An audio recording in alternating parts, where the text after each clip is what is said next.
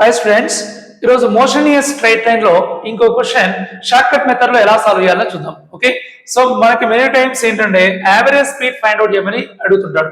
అది time taking process. దాన్ని easy వేలో ఎలా సాల్వ్ చేయాలో చూద్దాం. సో ఇక్కడ క్వశ్చన్ చూడండి, a body travels first half of the distance with speed v1 and remaining half of the distance with speed v2, then the average speed of the body అంటున్నాడు. Okay, first half of the distance half అని రాస్తున్నాడు, half of the distance, next half of the distance ఇలా రాసేసుకోండి. Half half అన్నాడు కాబట్టి okay, first half of the distance ఎంత speed అన్నాడు v1, next half of the distance ఎంత speed అంటున్నాడు v2. ఇప్పుడు యావరేజ్ స్పీడ్ క్యాలిక్యులేట్ చేయాలంటే ఈజీగా ఎలా చేయాలో చూద్దాం. సో ఇప్పుడు డినామినేటర్ లో ఏముంది చూడండి, 2 ఉంది. ఆ 2 ని ఇక్కడ రాయడము, ఈ రెండింటిని మల్టిప్లై చేయండి, v1 v2 ని 2v1 v2 by right.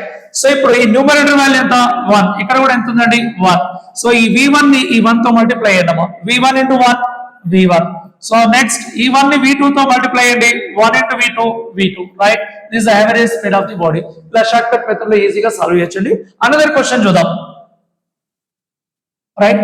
So ఇక్కడ a body travels 2/5 of distance with the speed v1 and remaining 3/5 of distance with the speed v2, then the average speed of the body అంటున్నాడు. So ఇక్కడ ఎలా distribute అయింది distance అంటే 2/5 and 3/5. ఇక్కడ 2/5 3/5 అని రాస్తున్నాను. 2/5 distance ఏమో విత్ స్పీడ్ v1, 3/5 డిస్టెన్స్ ఏమో with speed v2. So average speed ఎలా క్యాలిక్యులేట్ చేయాలో చూద్దాం. ఓకే, సో ఇక్కడ డినామినేటర్ లో ఏముంది 5.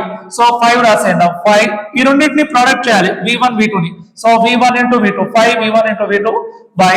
సో ఇక్కడ న్యూమరేటర్ లో ఏముందండి 3, దీన్ని v1 తో మల్టిప్లై చేయాలి, 3v1 ప్లస్ ఇక్కడ న్యూమరేటర్ లో ఏముంది 2 దాన్ని v2 తో మల్టిప్లై చేయండి, 2v2 right. This is average speed of the body. ఇలా ఈజీగా క్యాలిక్యులేట్ చేయొచ్చు. అనదర్ ఎగ్జాంపుల్, ఇంకొక ఎగ్జాంపుల్ చూద్దాం ఈజీగా ఎలా సాల్వ్ చేయాలో. ఇక్కడ body travels first 1/3 distance, 1/3 distance, remaining distance ఎంత అండి 2/3 డిస్టెన్స్. ఈ ఫస్ట్ 1/3 డిస్టెన్స్ ఎంత స్పీడ్ తో మూవ్ అవుతుంది v1 స్పీడ్ తో, నెక్స్ట్ రిమైనింగ్ డిస్టెన్స్ v2 తో స్పీడ్ తో మూవ్ అవుతుంది. Average speed of the body అంటే ఎలా క్యాలిక్యులేట్ చేయాలి చూడండి. ఇక్కడ డినామినేటర్ ఏముందండి 3 ఉంది కదా, 3 రాసేయండి. ఈ v1 v2 లను మల్టిప్లై చేయాలి, v1 into v2 బై. ఇక న్యూమరేటర్ ఏముందండి 2, దాన్ని v1 తో మల్టిప్లై చేయండి, 2v1 ప్లస్ ఇక న్యూమరేటర్ ఏముందండి 1, దీన్ని v2 తో మల్టిప్లై చేయండి, v2. This is the average speed of the body. ఇలా కాంప్లికేటెడ్ ప్రాబ్లమ్స్ ని, టైం టేకింగ్ ప్రాసెస్ ని, ప్రాబ్లమ్స్ ని ఈజీగా సాల్వ్ చేయొచ్చు. Okay, thank you.